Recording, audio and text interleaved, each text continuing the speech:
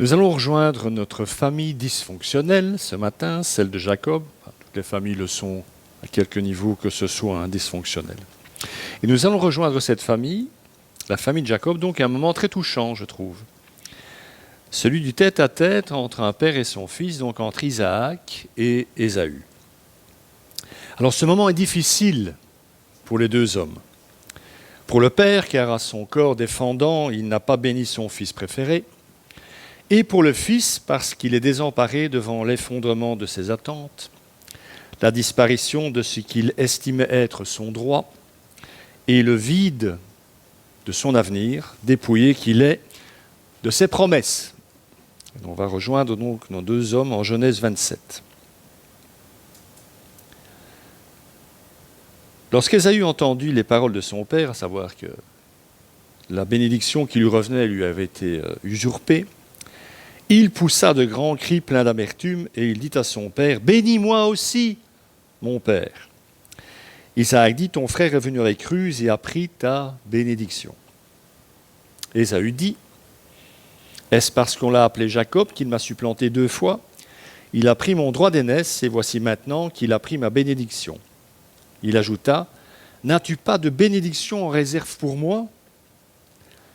Isaac répondit à Ésaü, « Je l'ai désigné comme ton maître, et je lui ai donné tous ses frères pour serviteurs. Je l'ai pourvu en blé et en vin. Que puis-je donc faire pour toi, mon fils ?» Ésaü dit à son père, « N'as-tu que cette seule bénédiction, mon père? Bénis-moi aussi, mon père. » Et il se mit à pleurer tout haut.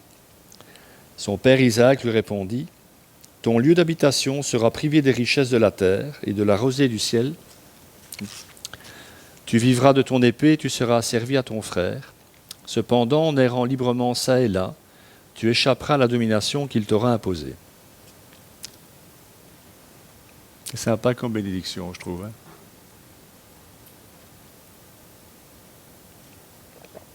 J'aimerais commencer par dire que cette bénédiction semble bien convenir ou correspondre à la nature d'Ésaü. Vous savez, le chasseur invétéré qui aime gambader joyeusement dans la forêt. Son amour de la chasse, nous l'avons déjà dit, son désintérêt des autres, prouve qu'il n'est pas un homme de paix, avec comme conséquence que ses descendants, c'est ce qu'on nous a dit dans cette parole, ne le seront pas non plus des hommes de paix. Alors Ésaü est dévasté, on peut comprendre, et demande donc à son père s'il n'a pas une dernière carte dans sa manche. Une autre bénédiction en réserve pour lui. Et donc en fait de bénédiction, j'ai plutôt l'impression que nous sommes ici en présence d'une prophétie de ce qu'il attend. Alors il faut d'emblée dire, j'ai hésité à vous parler de tout ça, mais je pense que c'est important quand même. Il faut d'emblée dire que le premier verset de cette prophétie a posé problème à nos traducteurs de la Bible. Ce n'est pas le seul, mais c'est un de ces versets problématiques. Et je vais donc reprendre ce premier verset de la bénédiction. Ton lieu d'habitation sera privé des richesses de la terre et de la rosée du ciel d'en haut. La majorité des traducteurs, excepté Darby, a traduit sous forme de négation la préposition traduite par loin de ou privé de en hébreu. Alors que cette même proposition peut se traduire de manière positive. C'est d'ailleurs ce que nos amis juifs, dans leur compréhension de l'Ancien Testament, de ce texte, ont fait. Ils ont traduit par « Une grâce contrée sera ton domaine et les cieux t'enverront leur rosée ». Ça correspond quand même un petit peu plus à une bénédiction, vous ne trouvez pas? Ok? Il faut suivre ici, vraiment, c'est important. On a donc le choix, apparemment, entre une approche positive et une approche négative de cette parole. Je viens de le dire, nos amis juifs ont donc privilégié l'approche positive. Et ils ont une très bonne raison pour ça. En règle générale, les juifs ne font jamais rien pour rien. Il faut savoir en effet que la plupart de nos traducteurs de la Bible en français ont fait le choix de l'approche négative parce qu'Ésaü s'est installé, nous le savons historiquement, sur un territoire sec, rocheux et stérile. Ce qui semblait donc incompatible avec une bénédiction positive promettant une terre grasse et arrosée. Mais mes amis, c'est une déduction a posteriori, ça. La Bible nous dit, quant à elle, qu'il s'est installé dans cette région désertique parce que ses biens étaient trop considérables, bénédiction, pour qu'il habite avec son frère. Et on avait le même problème entre Abraham et son neveu. Et on va prendre ce texte en Genèse 36. En effet, leurs biens étaient trop nombreux pour qu'ils habitent ensemble, et la région où ils séjournaient ne suffisait plus pour eux à cause de leurs troupeaux. Ésaü s'installa donc dans la région montagneuse de Séhir. Ésaü, c'est Édom. Alors, vous voyez le royaume d'Édom, au sud de Jérusalem, c'est désertique, mais c'est un choix d'Ésaü d'aller s'installer là. Vous me suivez? Ça n'a pas l'air. Si?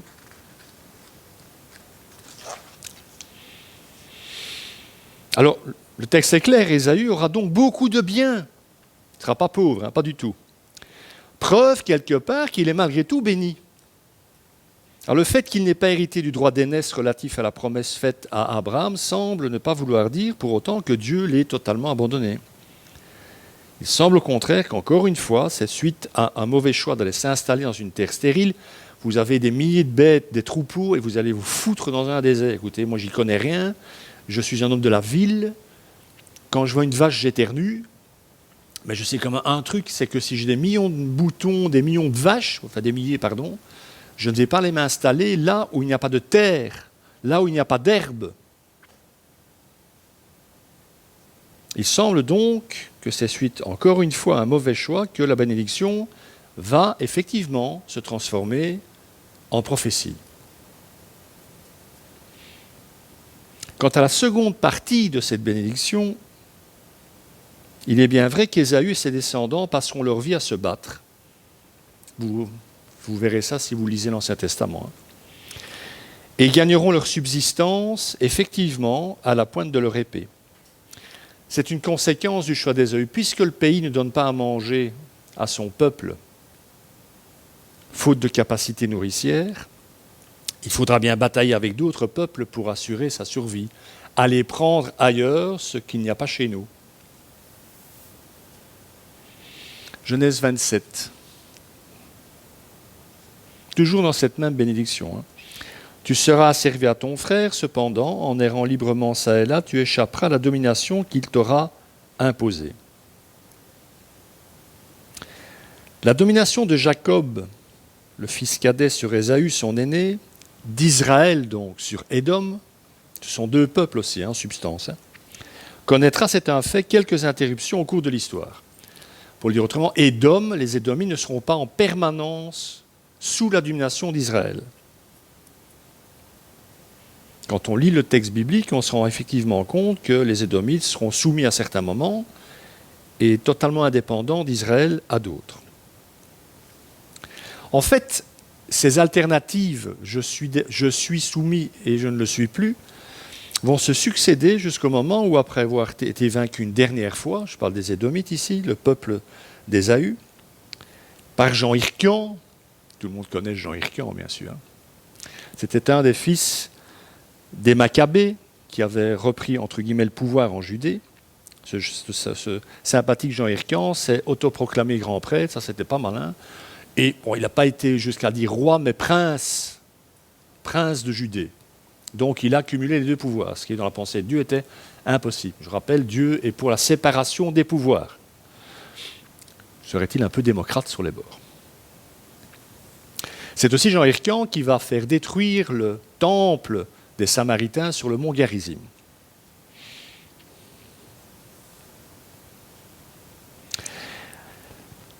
Alors pourquoi je vous dis tout ça, historiquement parlant?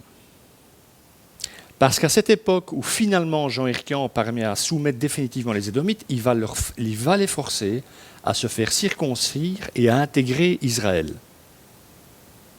Il va absorber les Édomites au sein d'Israël. Le seul problème, c'est qu'incorporer les descendants d'Ésaü dans la nation juive, c'était aller contre l'ordre établi de Dieu dans notre récit même. Il n'a jamais fait partie de la pensée de Dieu que Israël absorbe les Édomites. Et historiquement, cette annexion a donc été la pire chose possible pour le peuple juif. Parce que quand on réfléchit quand on potasse un peu l'histoire, on se rend compte que c'est de la race d'Édom que devait sortir la dynastie des Hérodes. Vous vous rappelez le roi Hérode qui a voulu faire assassiner Jésus, etc., qui a fait assassiner tous les premiers-nés? Cette dynastie qui a conduit Israël vers sa ruine finale. Ce sont des Édomites à la base.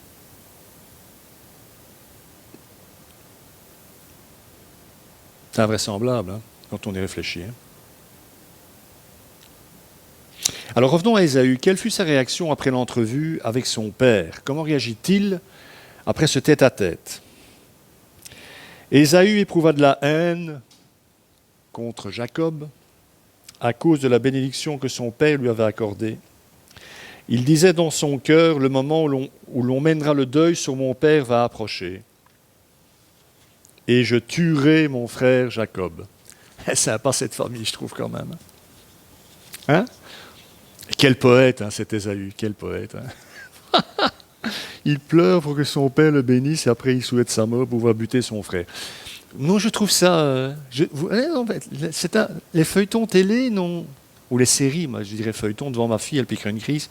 Les feuilletons télé ont quand même... donc on en fait rien inventé du tout. Il pleure devant son père parce qu'on lui aurait volé sa bénédiction, mais attend avec impatience la mort de celui-ci pour se laisser aller à sa soif de vengeance. Pourtant, nous l'avons vu, Ésaü a bien reçu une bénédiction, mais il veut celle de son frère. Gna gna gna.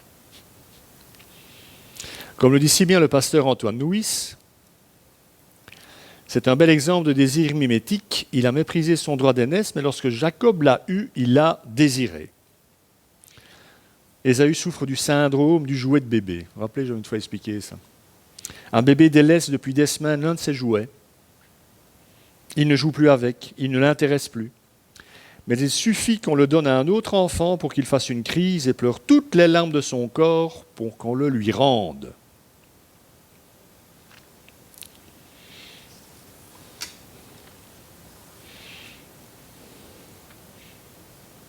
Un petit mot encore concernant les deux bénédictions reçues par Jacob cette fois-ci.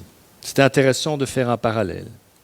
Donc celle qui l'usurpe en trompant son père, et puis la seconde, rappelez-vous, où son père le bénit ouvertement, avant qu'il ne parte chez Laban, son oncle, pour se marier.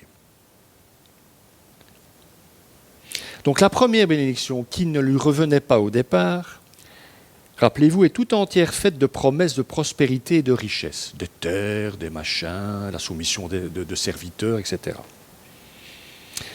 Quand on y réfléchit, c'est le genre de choses que l'on aime entendre, et surtout que l'homme recherche par-dessus tout, le bonheur et l'opulence. On peut donc dire quelque part que cette bénédiction-là, elle était bien destinée à Ésaü. Alors que la seconde, accordée à Jacob en toute conscience par son père, concerne, elle, l'alliance faite avec Abraham, en rapport avec une descendance et une terre. Rappelez-vous, je reprends cette partie-là. La deuxième bénédiction. Que le Dieu Tout-Puissant te bénisse, te fasse proliférer et te multiplier afin que tu donnes naissance à tout un groupe de peuples, qu'il te donne la bénédiction d'Abraham à toi et à ta descendance avec toi, afin que tu possèdes le pays où tu séjournes en étranger et qu'il a donné à Abraham. La différence entre les deux bénédictions laisse entendre que même si Isaac préférait son aîné, Ésaü, il était conscient de la vocation de ses deux fils. Il savait que la bénédiction de l'alliance était pour Jacob et non pour l'aîné. Parce que la vraie bénédiction des patriarches, Abraham, Isaac et Jacob, c'est ce qu'ils ont salué de loin, c'est la promesse d'une terre et d'un peuple. Et parce qu'ils ont eu, pas ce qu'ils ont eu en plus, à savoir la richesse des biens nombreux, etc. La vraie promesse, la promesse importante, c'était celle faite par Dieu. C'est la même chose pour nous. Hein. On a beaucoup de promesses, non encore réalisées, dont celle la plus grande, celle du royaume qui vient, dont nous hériterons avec notre Seigneur Jésus. Ça explique aussi pourquoi beaucoup de chrétiens ne sont pas spécialement riches. C'est dommage pour les comptes de l'Église, mais c'est comme ça. Mais c'est les promesses que Dieu fait qui comptent. Revenons à Rebecca. On n'a pas encore reparlé de Rebecca, la maman. Eh bien, la maman va à nouveau intervenir en faveur de son fils cadet, à savoir Jacob, puisqu'elle va l'avertir des projets de meurtre de son frère aîné. Elle dira même dans le texte, elle n'a pas envie de perdre ses 2 fils en même temps. C'est donc elle qui va lui dire, fuis vers mon frère Laban, va rejoindre Laban. Où ça? C'est intéressant, mais on en reparlera la semaine prochaine. Elle va en fait lui dire de retourner à Babylone, parce que, encore une fois, c'est la famille d'Abraham. Et Abraham, il est issu de quel coin? De Babylonie. Donc Jacob, dans son pèlerinage pour aller se marier, il va quitter la terre de la promesse, le futur Israël, la Judée, la Palestine, si vous préférez, pour s'en aller retourner vers le pays de Our, donc la Babylonie.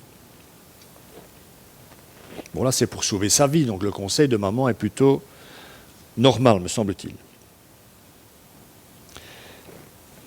Alors, le dernier verset terminant notre tableau familial est lui aussi encore une fois édifiant concernant Ésaü.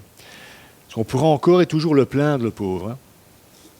Ah, vous pouvez le faire, si ça vous amuse, moi je n'ai pas de problème avec ça. Genèse 28.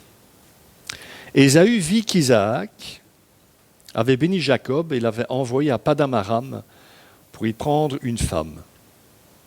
Il vit aussi qu'en le bénissant, il lui avait donné cet ordre, tu ne prendras pas une femme cananéenne.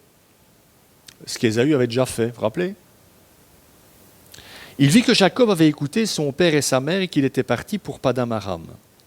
Ésaü comprit ainsi que les Cananéennes déplaisaient à son père Isaac, et il a trouvé Ismaël. Ismaël qui est donc le frère d'Isaac, et le fils d'Abraham. Ils n'ont pas la même mère. Il prit pour femme, en plus des femmes qu'il avait, Mahalat, qui était la fille d'Ismaël, le fils d'Abraham et la sœur de Nebajot. Donc en fait, il épouse une des sœurs de sa femme, d'une de ses 2 femmes déjà. Il s'est dit, tant qu'à faire, je vais me taper toute la famille. En lisant ça, je me suis dit, enfin Ésaïe s'interroge. Il y a une pensée qui vient dans son esprit. Son neurone s'allume. Je ne suis pas sûr qu'il en ait plus qu'un en fait.